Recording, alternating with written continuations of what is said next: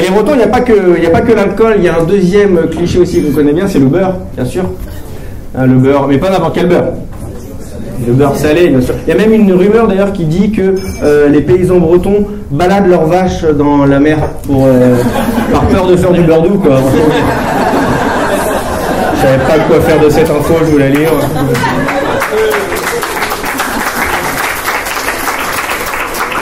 Et moi, j'avais une grand-mère bretonne, feu grand-mère Maria. Le beurre, c'était vraiment un délire. C'était vraiment un délire. C'est-à-dire qu'il y avait le beurre et puis il y avait autre chose, quoi. Mais il y avait d'abord le beurre, quoi. Alors des fois, elle pouvait faire des recettes genre du beurre avec un peu de poulet et un peu de patate. Du beurre avec un peu de poisson et un peu de patate. Du beurre et du beurre et des patates. Alors, en fait, il y avait, la moitié de sa cuisine, c'était des patates et du beurre, quoi. Alors, c'était un délire. Et transition incroyable, vous allez voir. Alors, eux, ils fonctionnent pas au beurre, mais plutôt à l'huile. Mais j'ai remarqué énormément de similarités entre les Bretons et les Algériens. J'explique. Ah non, je peux pas, j'ai le micro. Ah, c'est chiant cette histoire. Bon, ça marche, j'ai chaud. Premier point de comparaison entre les Bretons et les Algériens, la pâtisserie. Que ce soit le Queen Amman ou la baklava, on est dans la possibilité de se demander quel est le chemin le plus court vers le diabète.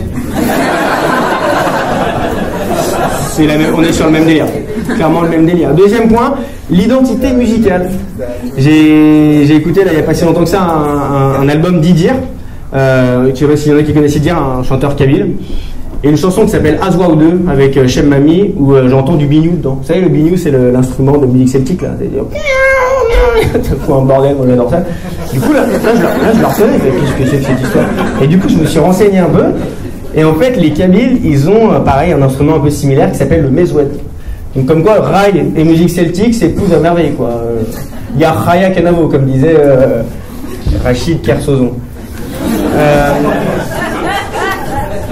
Et le troisième point, que ce soit breton ou algérien, on est d'accord que peu importe l'événement, c'est toujours eux qui ramènent les drapeaux, quoi. C'est les deux. Mais tout événement confondu, hein, que ce soit Manif pour tous, Champions League ou Salon du Chien, qu'est-ce qu'il faut là? Je pense qu'il y a vraiment une fierté, il y a du chauvinisme et il y a une envie d'indépendance, quoi. Purement évidemment. Et c'est pour ça que je pense que vraiment la Bretagne va vouloir se séparer du royaume de la Macronie bientôt là. Vous allez voir, ça va arriver. Les Algériens ont eu les accords d'Évian, nous on va avoir les accords de Chouchen. C'est sûr, ça va arriver. C'est pour ça que je dis ici ce soir au Comédie Café, vive la Bretagne libre! Ouais! Tout ça pour ça? Non. C'était pas l'information que je voulais vous apporter. Je voulais vous apporter du lourd. Je pense une information que ça vous servira forcément dans vos vies. C'est à l'image de tous ces questionnements que peuvent avoir les délaissés du net. Tous ces gens qui font des recherches sur Google et qui ne trouvent pas de réponse. Je pense à ces gens qui ont déjà écrit les pingouins ont-ils des genoux?